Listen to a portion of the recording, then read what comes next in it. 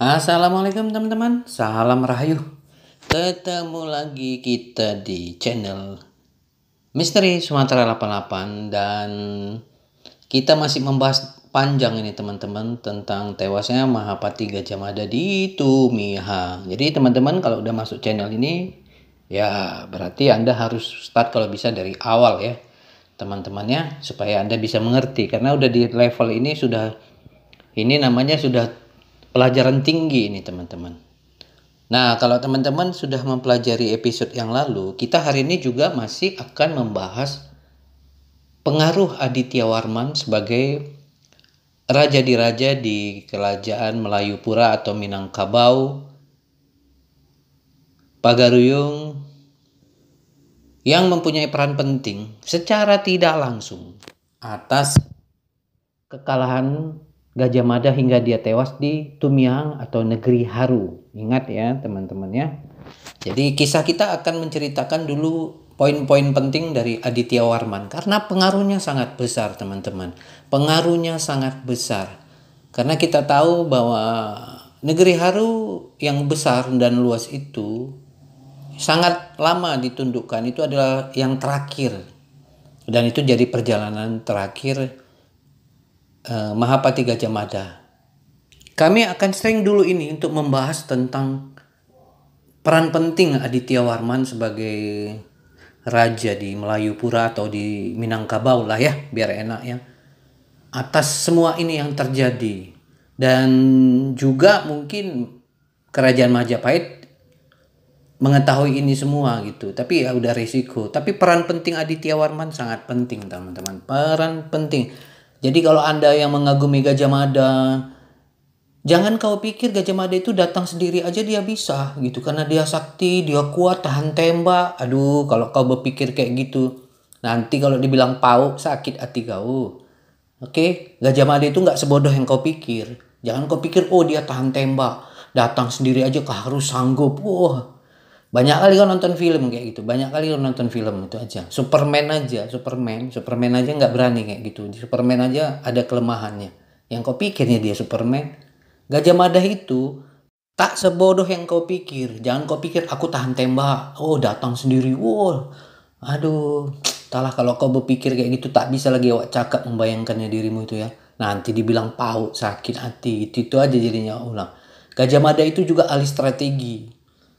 Oke, tapi kan kami sudah bahas di episode-episode yang lalu dan nanti kami akan sampaikan lagi di akhir. Ada hubungan yang tidak baik antara kerajaan Majapahit dengan Melayupura. Aditya Warman di Minangkabau. Itu peran sangat penting dalam pengurusan logistik darat. Kalian harus mengerti itu ya teman-teman ya. Jadi kalau kalian bilang nggak mungkin dia tewas di Tumihang, mungkin lah. Kalau dia nggak dapat bantuan Aditya Warman ya jelas kita kapar. Berkali-kali udah kami bilang, negeri Aru bukan negeri yang gampang. Itulah akan kami bahas ini teman-teman. Aditya Warman ini. Aditya Warman ini secara tidak langsung mempunyai peran penting untuk membantu negeri Haru. Dan akhirnya dia tewas kan. Berkali-kali kami ingatkan itu ya teman-teman. Nah hari ini kita akan membahas tentang Aditya Warman lagi ya teman-teman ya. Kami akan bahas ini supaya semua pihak mengerti apa yang terjadi dahulu kala sehingga ada cerita tewasnya Mahapati Gajah di Tumihang. Oke, Anda harus mengerti strategi perang.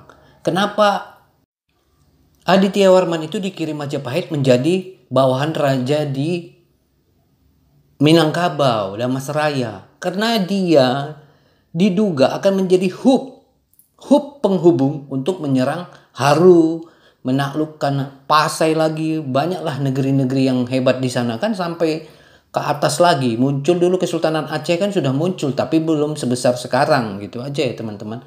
Itu jadi hub. Ingat teman-teman, hub itu dalam strategi perang penting. Jadi dia tidak terlalu jauh kalau dari Pulau Jawa untuk membawa perbekalan. Jadi Aditya Warman nanti dia telepon. Aditya Warman, kami mau ke Haru. Kau siapkan logistik kami di sini-sini ya. Oke, komandan. Itu aturan main perang.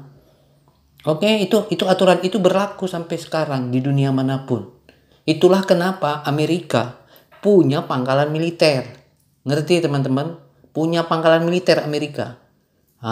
Sama, jadi dulu Aditya Warman itu dikirim Majapahit untuk jadi raja di Minangkabau. Dia akan menjadi pangkalan militer Majapahit. Jadi dia akan lebih menyerang gampang. Begitu konsepnya teman-teman. Jadi teman-teman harus mengerti ya. Tapi apa yang terjadi? Apa jadi pangkalan militer? Bikin kerajaan sendirilah. Kapan lagi katanya? Kan ada kisah yang kami ceritakan di episode yang lalu. Nah itu konsepnya. Jadi teman-teman harus mengerti. Kerajaan Majapahit itu sama Gajah Mada tak sebodoh yang kayak kau bilang. Datang sendiri, tahan tembak, tahan peluru sendiri. Oh gampang, aku sendiri sanggup. Banyak kali kalian nonton film kalau kayak gitu. Itu kalau kalian berpikir, aku sendiri sanggup, aku tahan tembak. Dengan saktiku ini aku bisa sapu semua. Iya, banyak kali lah nonton film kalian. Betul kami bilang. Tak sebodoh itu Gajah Mada kawan, tak sebodoh itu. Untuk fanatisme dan pemuja Gajah Mada dan pemuja Majapahit, kami hanya mau bilang tak sebodoh pemikiran kau itu dia. Lebih jago dia berpikir, biar tahu kalian. Oke? Jangan kau pikir Gajah Mada punya sapu jagat, disapunya satu Tamiang sapu haru, terbakar itu semua. Pau. Kadang kalau kami baca komen kalian kayak gitu, yang kami pikirnya bodoh Gajah Mada itu. Kami aja mengakui dia hebat teman-teman. Tapi kata pepatah Melayu, sepandai-pandai tupai loncat, jatuh juga. Dia punya kesalahan. Itu aja. Orang dia aja punya kesalahan sama perang Bubat kok. Kenapa dia dianggap dewa? Tidak. Itu yang perlu kami sampaikan sama teman-teman. Makanya kami harus bahas dulu ini. Sebelum kami nanti akan kembali lagi ke Aceh Tamiang Tumihang Haru dahulu. Oke ya teman-teman, mengerti ya konsep perang kerajaan Majapahit itu. Kenapa dulu Aditya Warman disuruh tugas ke situ untuk jadi raja. Dia akan jadi pangkalan militer. Kami ulang lagi, itu Minangkabau harusnya jadi pangkalan militer untuk supaya Majapahit itu bisa menyerang lebih jauh. Mungkin dia akan terbang ke lagi, kan dia sampai ke Campa ke apa. Itu teman-teman. Tapi apa yang terjadi? Tak seperti yang dia bayangkan. Ya namanya pengkhianatan biasa terjadi di mana-mana. Oke, kita masuk ke episode 33 teman-teman ya. Kita masuk ke episode 33 dengan judul Pengaruh Potensial Bantuan Logistik dari Malayapura di bawah Aditya Warman kepada Majapahit dalam ekspedisi ke Haru dan dampaknya karena bantuan itu tidak pernah terjadi. Oke, kita akan bahas itu ya teman-teman ya. Seperti biasa teman-teman, jangan katakan ini dongeng. Kenapa di dongeng di kampung kau percayai? Jangan katakan apa yang kami sampaikan ini sebuah konsep cocokologi. Kami akan lempar balik. Kenapa kita para raton yang tak jelas pengarangnya itu, sampai Belanda pun bingung, dipercaya. Padahal kita para raton itu ditulis 350 tahun sesudah tewasnya Kertanegara. Dan tapi dipuja luar biasa dan dipercaya berabad-abad lain. Kenapa itu bisa terjadi? Kalau kalian bisa mempercaya itu, ya kami boleh dong membuatkan sebuah konsep atau asumsi yang kami observasi selama 9 tahun. Oke? Supaya berimbang teman-teman ya. Kau pegang kitab para raton yang tak jelas itu, oke, kami terima. Kami juga punya konsep yang didukung banyak observasi. Ya kami boleh juga dong, biar berimbang. Jadi kalau kau bilang cocokologi, kami juga berarti kau cocokologi juga dong dengan kitab para raton. Biar imbang ya, kita harus imbang ini. Itu yang perlu kami sampaikan di sini ya teman-teman. Jadi kami sampaikan itu dari awal, sebelum kami pembahasan ini. Supaya mengerti konsep perang yang dilakukan oleh kerajaan Majapahit. Masa kami lebih mengerti? Sementara kalian yang pemuja Majapahit, pemuja Majapahit, nggak mengerti. Aneh kan? Ingat ya, Aditya Warman diutus di Minangkabau itu untuk menjadikan sebuah pangkalan militer. Makanya kami akan bahas ini, apa konsep pangkalan militer Aditya Warman seandainya dia dulu mendukung. Dan akibat tidak mendukungnya, tewaslah dia di Tumiyang, terkapar-kapar kan. Akhirnya armada perang Patinala.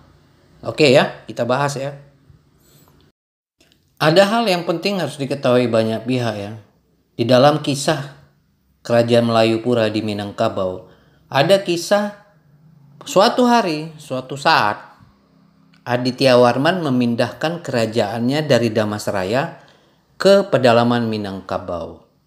Kalau teman-teman ngerti konsep dia ini, itu apa? Untuk dia menghindari konfrontasi langsung dengan Majapahit, dan secara tidak langsung dia menghindar jauh ke pedalaman untuk tidak bisa menjadi hub kerajaan Majapahit di kemudian hari. Oke, teman-teman kalau ngerti Damas Raya itu di tepi sungai Jambi yang besar itu, kalau Batanghari lah, itu ujungnya teman-teman.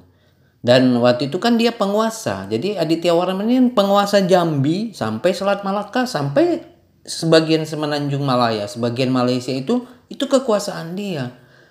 Jadi kalau dia dulu kerajaannya di Damastraya, dia kalau ngirim logistik kepada kerajaan Majapahit, dia itu melalui Sungai Batanghari teman-teman, sampai nanti di Muara. Gitu konsepnya teman-teman ya. Kalau bisa jangan, kalau ada yang bilang ini hoa lah apa, kurang jauh kau main-main kau. Jadi pergi kau ke Damastraya, biar tahu kau konsepnya. Pergi kau Jambi, kau akan tahu konsep kenapa dia di Damastraya itu dulu. Oke? Tapi dia menghindar. Kenapa? Dia mau berdiri sendiri. Dan dia menghindar itu jauh loh dari Damastraya. Kalau dia sampai ke Batu Sangkar, apalagi kalau diduga dia di bawah Gunung Merapi itu kan sekitaran Padang sana teman-teman. Itu bentengnya luar biasa teman-teman. Itu kalau kau naik bus dari Jakarta, kau naik bus sampai nanti di ngelewat Damasraya, Solo, masuk nanti ke Sitinjau Lawi yang terkenal itu benteng alam kawan. Biar tahu kau, itu benteng alam yang tak akan bisa ditembus kerajaan Majapahit kalau menyerang. Jangan kau pikirnya, bodohnya Aditya Warman itu. Oke, jadi teman-teman harus mengerti itu ya, kenapa dia pindah. Dia kan mau mandiri, kan udah dibilang berkali-kali. Aditya Warman itu menjadi raja tersendiri. Dan dia berada di kawasan benteng alam teman-teman. Itu nggak gampang ditembus Majapahit. Nggak usah kau pikir kau nggak bisa Majapahit. Aduh janganlah. Kau kan nggak pernah ke Minangkabau. Kalau kau ngerti Minangkabau, kau akan ngerti konsepnya itu. Nggak gampang lah. Kalau datang kerajaan Majapahit sembarangan menyerang ke Minangkabau itu, ya hancur kerajaan Majapahit. Oke? Jenderal-jenderal Majapahit juga nggak sebodoh yang kau pikir itu. Bisa dia hebat. Itu kan kau menilainya sekarang.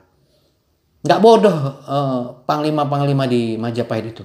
Itulah kenapa Raja Hayam Wuruk tidak mau menggempur Aditya Warman waktu dia secara tidak langsung melakukan pemberontakan. Oke ya, jelaskan dulu di situ ya. Baru kita masuk pengaruh logistiknya kalau nggak dikirim.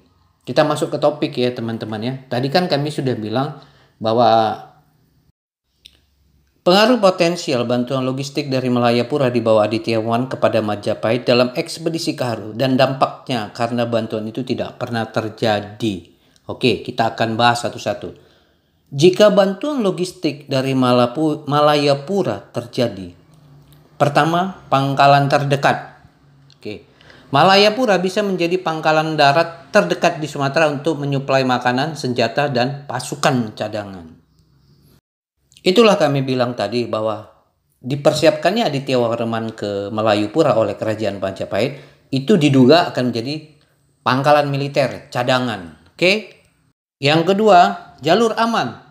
Jalur pelayaran dari Jawa ke Haru bisa diperpendek dan diperkuat lewat pengawasan Malayapura atas wilayah timur Sumatera. Ingat ya, kalau Anda ngerti Damasraya, Jambi itu tengah. Jadi Sumatera waktu itu dibagi dua. Jadi waktu itu Majapahit belum menguasai pulau Sumatera sepenuhnya teman-teman. Karena Aditya Warman itu Jambi itu di tengah. Nah itu ya konsepnya supaya ngerti. Jadi kalau dia ke atas lagi udah langsung berhadapan sama Haru memang. Nah, kenapa? Karena negeri Haru itu negeri yang besar. Luas Haru itu sekarang itu teman-teman kalau Anda tahu. Pesisir Sumatera itu dari perbatasan Riau, Kampar sampai Tamiang. Itu jauhnya luar biasa teman-teman. Naik bus itu 1 hari 1 malam. Oke, kita lanjut. Yang ketiga, dukungan darat. Majapahit bisa melancarkan serangan 2 arah. Dari laut, armada Empu Nala, dan dari darat melalui Malayapura atau Aditya Warman. Inilah yang gak terpenuhi teman-teman. Ini yang gak terpenuhi.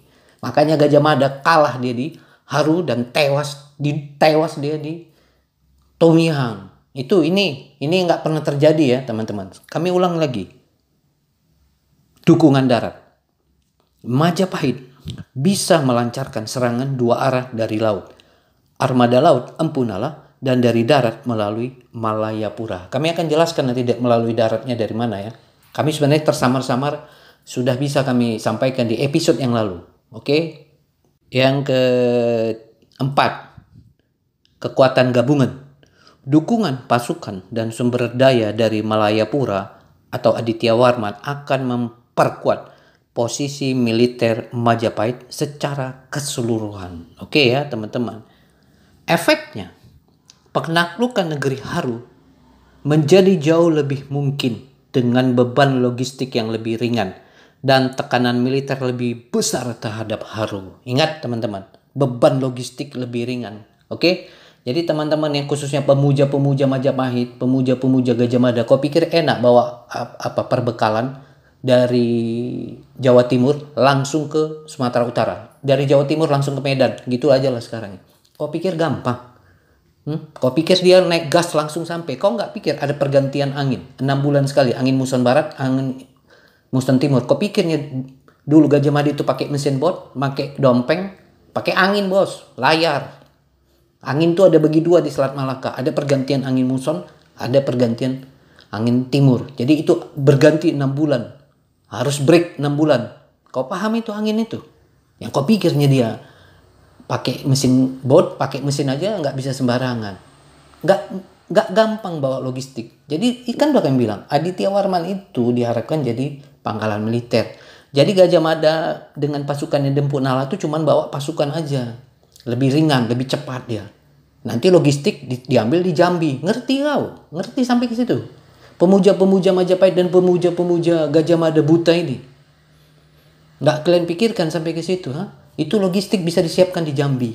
Makanya kalau bisa kalian ikuti rute itu. Jadi paham kalian dengan konsep Gajah Mada ini. Konsep kerajaan Majapahit itu hebat teman-teman ya. Kami akui dia jago.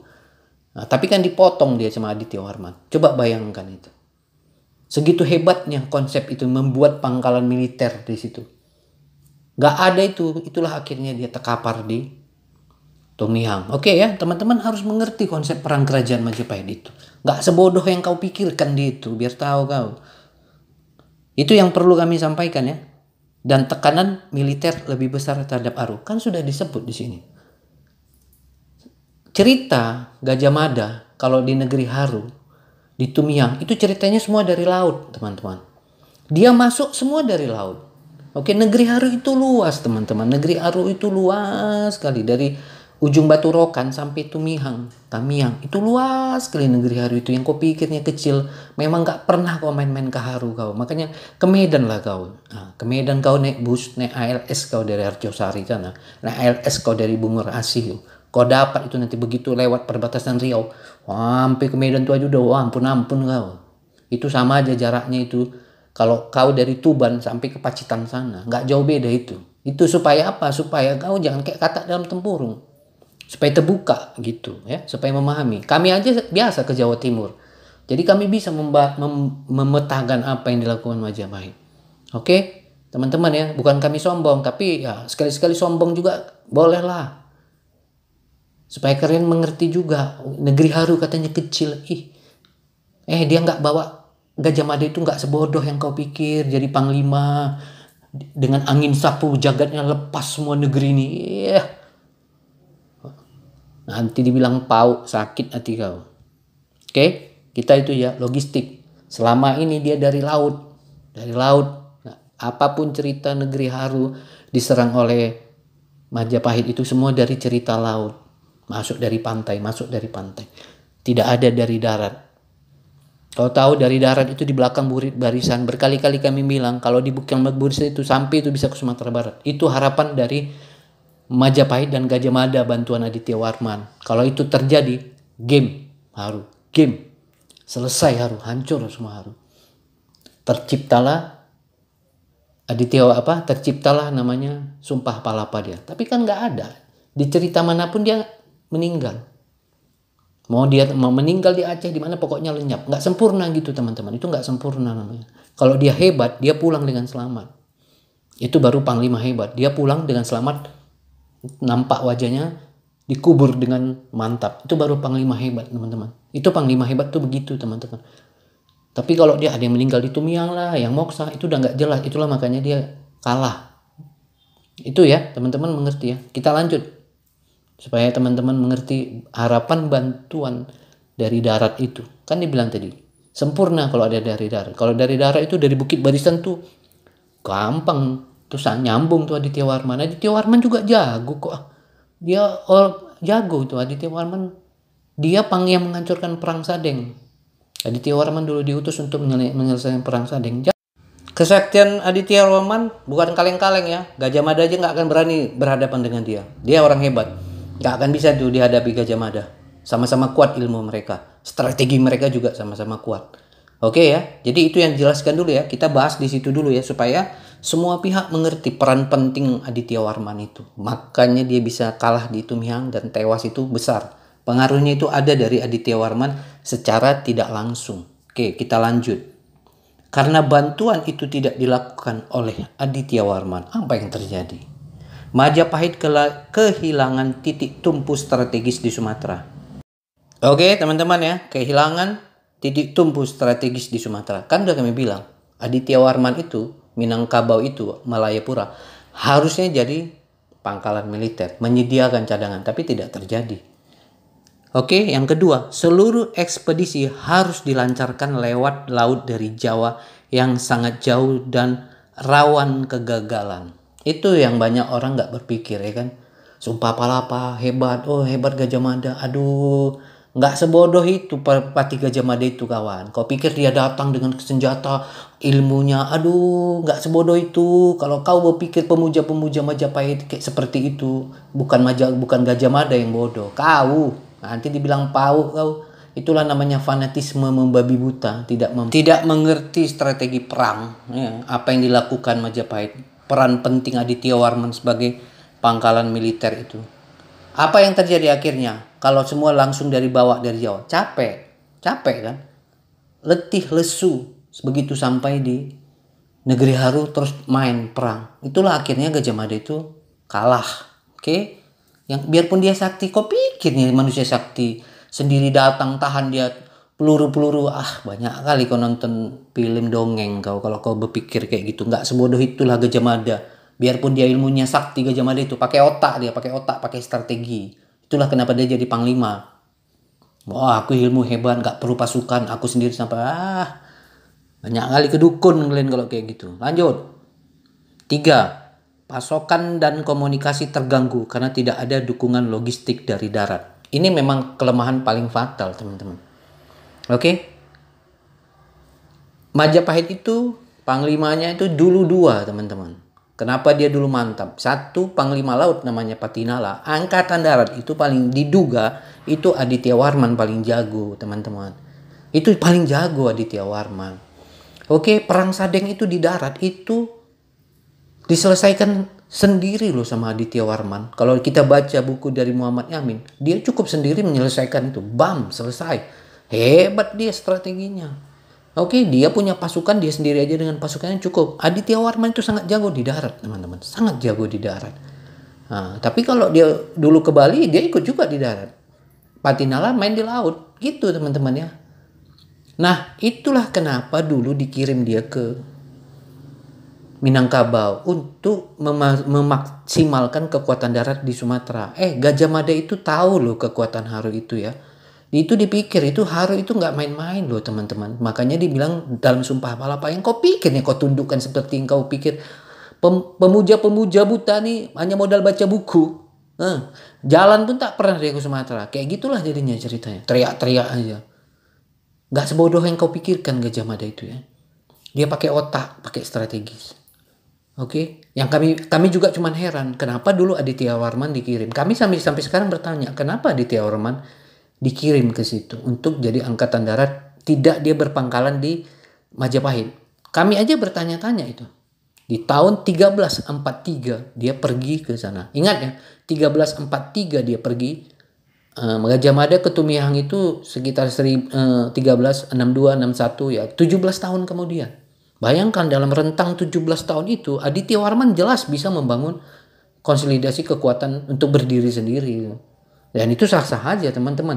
Itu kan gak terjadi di Indonesia aja, di Nusantara, di seluruh dunia juga banyak pengkhianatan seperti itu. Itu sah-sah aja lah. Cuman kami memang bertanya-tanya kenapa dia dulu dibiarkan ke situ. Kenapa dia tidak berpangkalan dulu hanya di darat, di Majapahit. Karena sesudah pergi Aditya Warman ke Sumatera Barat, Gajah Mada banyak cacat teman-teman. Apa? Perang Bubat. Itu kan cacat pertama Gajah Mada di Hayam Wuruk. Cacat pertama itu. Itu Aditya Warman sudah pergi. Perang Bubat sekitar 57. Sementara Aditya Warman ke Minangkabau itu 1343. Oke, jadi itu yang terjadi teman-teman. Kami juga sebenarnya bertanya-tanya. Akhirnya ya begitu ditugaskan dia. Tapi kita juga tahu juga ada kejadian tidak enak di Kerajaan Majapahit. Di buku Muhammad Yamin juga menjelaskan. Jadi teman-teman tujuannya itu ada. Jadi dia itu tadinya untuk pangkalan militer. Oke ya, teman-teman paham di sini ya. Dukungan Angkatan Darat. Memang betul teman-teman. Kalau kau tahu ke Medan, kau akan bisa membaca itu teman-teman. Gampang membacanya. Kalau kau udah biasa ke Medan, paham itu. Gajah Mada di Negeri Haru itu masuk laut ya. Negeri Haru itu luas ya. Itu Negeri Haru itu mulai perbatasan ujung Batu Rokan, Kota Pinang, Panai, terus sampai Pulau Kampi, itu Negeri Haru. Kemarajaan Haru. Di bawah itu banyak kerajaan-kerajaan. Tumiang kan kerajaan sendiri tapi di bawah Kemarajaan Haru seperti yang ditulis Tommy Pires dalam Suma Oriental. Oke, jadi itu luas. Gajah Mada itu nggak sebodoh yang kau pikir. Dia ke Negeri Haru itu memikirkan dan mempertimbangkan banyak hal. Risiko dia terima. Nah, dia juga tahu pasti risiko dia berangkat ke Tumihang itu. Oke ya teman-teman, tidak ada dukungan darat dari Aditya Warman. Kalau kau ngerti konsep ini, kalau kau pernah ke Medan, kalau dia diserang dari Bukit Barisan, itu kalau Bukit Barisan itu dari Minangkabau, dia paling gampang menyerang Negeri Haru kalau Aditya Warman dulu membantu. Paling gampang. Oke? Dia bisa masuk dari Sidimpuan, dia bisa masuk dari Toba, dia bisa masuk. Wah, habis nih langsung. Aditya Warman jago Angkatan Darat. Oke? Itu yang perlu kita sampaikan di sini. Lalu yang keempat, pasukan Haru tetap kuat dan mampu bertahan dari serangan yang bersifat satu arah dan berulang. Ingat ini teman-teman ya. Kalau kau tahu cerita dia ke Haru, ini kalau diceritakan sama orang Melayu di pesisir Sumatera Timur, pasti kisahnya Kerajaan Majapahit itu datang dari laut. Tumihang dari laut, Pulau Kampai dari laut, dari di Panai sana itu dari laut. Panai itu sekitar Kota Pinang ya, itu masih bagian Haru loh teman-teman. Jadi Haru itu luas ya, luas banget. Itu di semua catatan luar negeri luasnya dari Aceh Tamiang sampai ujung Batu Rokan. Ujung Batu Rokan tuh Pasir Pangarayan sana luas sekali tuh teman-teman. Oke, candi-candi Bahal itu masih dalam satu kawasan, tapi ada kerajaan-kerajaan sendiri. Kau pikirnya nggak memikirkan itu Gajah Mada? Dan apa? Bersifat satu arah. Semua orang pasti di Melayu, di pesisir ini, pasti datang dia dari laut. Pasti dari laut. Itulah namanya serangan satu arah, teman-teman. Makanya nggak berhasil serangannya. Kalau kau mempelajari serangan Gajah Mada, Kerajaan Majapahit ke Bali, itu dua sisi, teman-teman. Dari laut sama darat. Kau pelajari itu strategi Gajah Mada itu. Gak sebodoh yang kau pikir dengan ilmu sapu jagatnya datang ke Negeri Haru. Sapu bersih gitu. Iya, hanya kali kau datang ke dukun kau. Awak aja cerita geli awak dengar kalau situ. Gak sebodoh itu Gajah Mada, tahu kau? Kau pelajari strategi perang dia ke Bali. Nah, itu hebat tuh Gajah Mada. Dari darat masuk, dari laut masuk. Itu yang diharapkan di Haru. Tapi Aditya Warman gak mau, berdiam dia diri sendiri. Gajah Mada pun mau menghantam Aditya Warman, tak berani dia. Gak berani menyerang ke kampungnya Minangkabau. Kenapa? Bukit. Nah, kau pikir dia bisa terbang kayak Superman itu? Alah, pau. Aduh, kadang awak jadi bercakap pun kadang-kadang jadi geli awak nengoknya. Ya teman-teman ya. Nggak sebodoh itu Gajah Mada. Nggak sebodoh itu. Kalau kau berpikir dengan ilmu sapu jagatnya dia datang. Wah, banyak kali kau nonton film. Itu aja lah itu. Nggak sebodoh itu Mahapati Gajah Mada kawan. Dia hebat. Semua kami pun mengakui dia memang hebat strateginya. Cuman tak didukung sama Aditya Warman. Di situ dia patah. Oke. Kau kalau bisa tuh tengok ya. Cerita di Melayu. Serangannya semua dari pantai. Jadi nggak gampang. Diserang dia masuk, orang Haru naik ke bukit, turun lagi. Nah, kau kalau ngerti kau Bukit Barisan tuh ya, tengok ini ya. Itu mulai nanti di Gunung Tua, terus nanti tuh bisa ke Toba, bisa nanti nantilah kami kasih rutenya. Kami kasih tuh nanti rutenya. Jadi pelan-pelan dengar ya teman ya. Jadi efeknya, kita masuk ke efeknya. Ekspedisi Majapahit berlangsung berulang kali dan gagal secara strategis. Haru tetap bertahan sebagai kekuatan lokal di Sumatera Utara. Oke, teman-teman. Itulah akhirnya tewas Mahapati Gajah Mada di Tumihang. Oke, jangan kau pikir itu ya udah jelas ya. Diharapkan Aditya Warman menjadi pangkalan militer. Itulah fungsinya dulu seperti itu harusnya, tapi tak terjadi. Nah, teman-teman, untuk Anda yang biar paham kenapa logistik itu dulu sangat butuh dan sangat diperlukan oleh kerajaan Majapahit, kenapa ada dulu Aditya Warman di Damasraya. Itu perlu ya teman-teman. Itu sebenarnya ada jalur kuno. Kami menyebutnya jalur kuno. Itu sampai sekarang sebenarnya dipakai teman-teman. Itu dulu dibangun di zaman era-era kerajaan Aditya Warman. Karena dia dulu dagang kan memang ke dua sisi. Di Teluk Bayur satu ke pantai barat, di Semenanjung Selat Malaka itu juga dipakai. Oke, makanya kalau dia di Damasraya, kau ngerti, kalau ngikut sungai Batanghari itu, Jambi itu, ya sampai ke Selat Malaka. Udah jelas itu teman-teman. Oke, nah ini ada jalur kuno. Tapi kita mulai start dari Padang ya teman-teman ya. Supaya kau mengerti, seandainya itu bisa dibantu dulu, hancur Haru teman-teman. Nggak ada cerita legenda tewas di mati Gajah Mada itu di Tumihang. Legenda itu bukan bohong. Itu fakta. Ada legenda, ada cerita, ada fakta. Nah, tapi kau harus memahami dulu konsep kerajaan Majapahit, kenapa ada Aditya Warman. Oke? Jangan kau pikir dengan ilmu sapu jagatnya bisa itu. Gajah Mada itu nggak sebodoh kali. Nggak sebodoh yang kau bayangkan. Nggak sebodoh itu Gajah Mada. Dia ahli strategi. Tapi strateginya sekali ini nggak cocok. Ya udahlah. Itu aja. Teman-teman, kalau Anda dari Kota Padang ada jalur kuno. Sebenarnya itu jalur kuno sih. Kalau kami dulu banyak diskusi dengan pihak-pihak sejarawan di Kota Padang, juga kami sering ke Museum Aditya Warman di Kota Padang. Sebenarnya jalur-jalur kuno dulu itu jalur-jalur logistik yang akan dilakukan. Jadi begini teman-teman, ini kita start dari Padang ya, supaya Anda mengerti pentingnya kekuatan Aditya Warman. Kalau kau dari Kota Padang, kalau kau ingin ke pantai barat, pantai timur, Selat Malaka, itu ada jalur. Kalau kau naik bus, ini ya contoh ya, naik bus dari Kota Padang, kau naik bus ke Dumai, itu NPM ada dari Kota Padang ke Dumai. Itu rutenya, ingat ya rutenya ini teman-teman ya, supaya kau paham ya. Rutenya itu dari Padang, Payakumbuh, Bangkinang, Pekanbaru, itu sampai ke Dumai. Itu ada bis NPM. Oke? Itu jalur pertama. Jalur kedua teman-teman, kau bisa naik bis juga NPM dari Kota Padang. Itu nanti terus aja nanti teman-teman. Nanti ke Solo itu teman-teman. Oke? Dari Solo terus nanti masuk Kiliran Jauh. Oke, dari Kiliran Jauh nanti ketemu Damasraya. Dari Damasraya nanti sebelum Jambi dia belok ke kiri, itu langsung ke Jambi, ke kota Jambi. Itu logistik pengirimannya. Itu jalur kuno, bisa dari Damasraya bisa ke Jambi. Itu ada rute. NPM itu ada rute. NPM itu pakai rute kuno.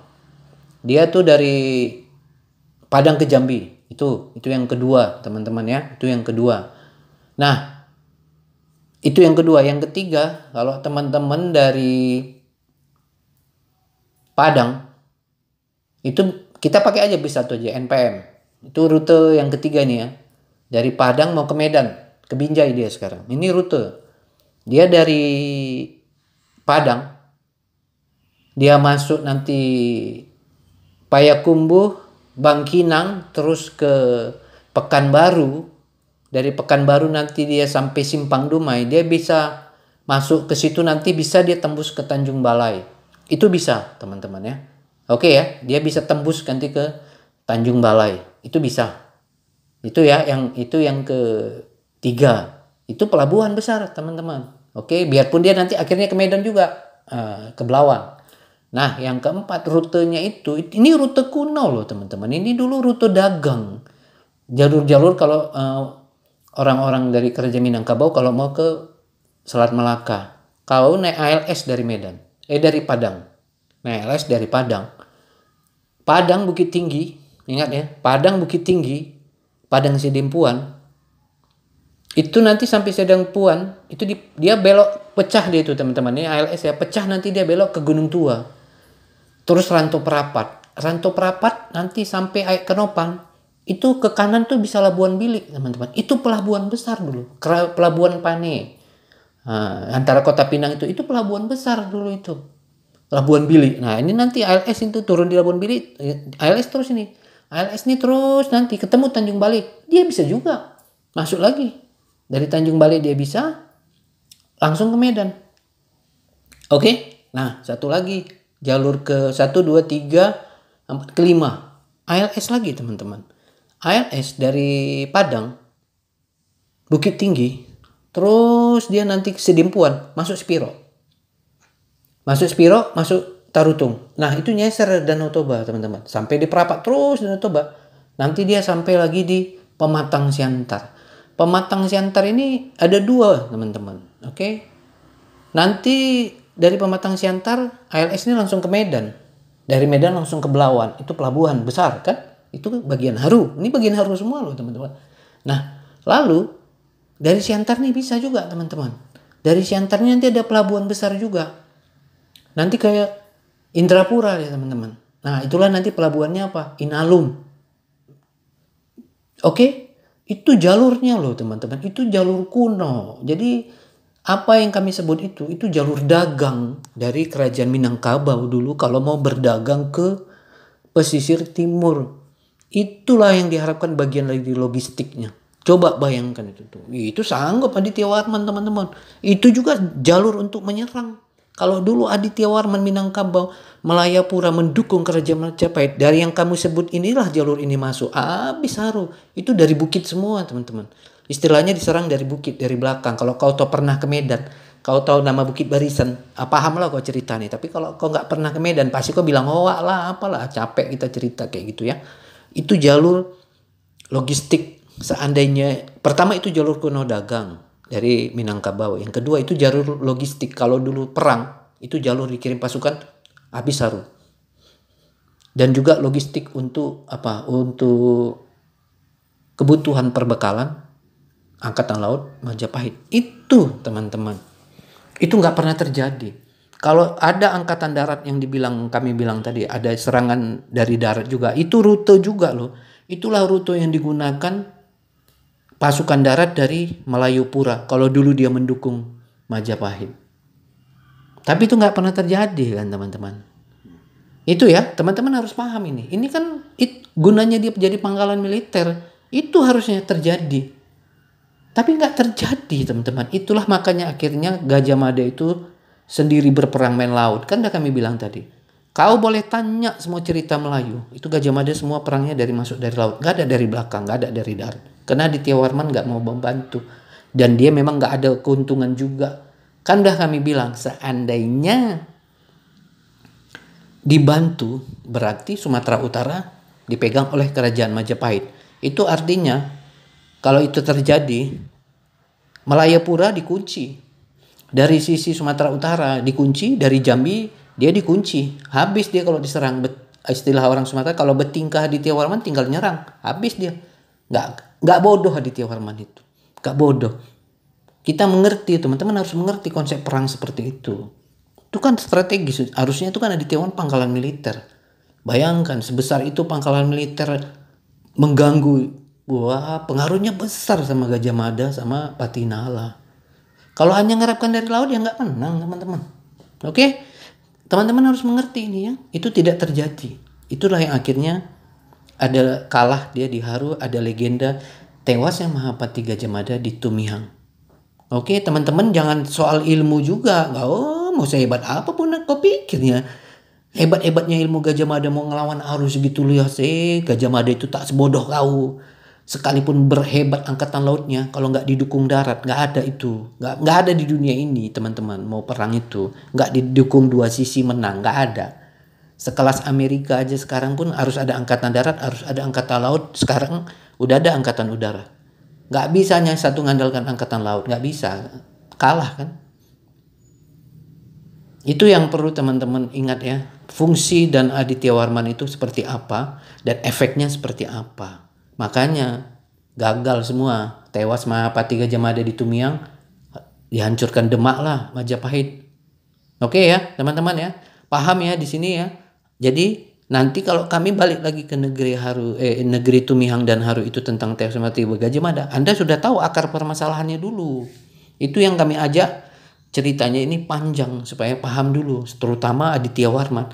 Aditya Warman vitalnya luar biasa, efeknya teman-teman paling besar. Mau sehebat apapun ilmu Gajah Mada, ilmunya sendiri tanpa bantuan angkutan darat dia bisa menang. Nggak sepau itu Gajah Mada. Nggak bodoh Gajah Mada. Kalau kau berpikir seperti itu, bukan Gajah Mada yang bodoh, kau. Perang Majapahit itu, kerajaan Majapahit, perang itu bukan hanya mengandalkan ilmu sakti. Gajah Mada itu bukan orang seperti kayak kau, mengandalkan ilmu sakti, hadap, tahan tikam. Nggak sebodoh itu. Gajah Mada itu selalu mengandalkan strategi. Ingat ya, perang sebesar kerajaan Majapahit nggak ada sejarahnya hanya mengandalkan kesaktian bisa menang menguasai segini besar, nggak ada itu. Ilmu itu ada batasnya. Makanya dia tewas di Tumiang. Oke, jadi kalau kau ngandalkan ilmu aja kalah kau.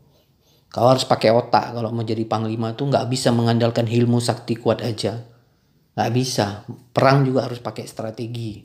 Apalagi perang besar antar negara. Iya, kau pikirnya Gajah Mada aja ada ilmu? Enggak. Gajah Mada itu hebat besar bukan karena ilmunya, tapi karena strateginya. Sekalipun ilmu kita sakti, kalau nggak ada pakai otak juga kita hancur kita. Oke. Gajah Mada itu merangkup dua-duanya. Dia sakti, dia juga punya strategi. Itulah makanya dia menjadi panglima besar. Ngandalkan ilmu aja ya hancur lah.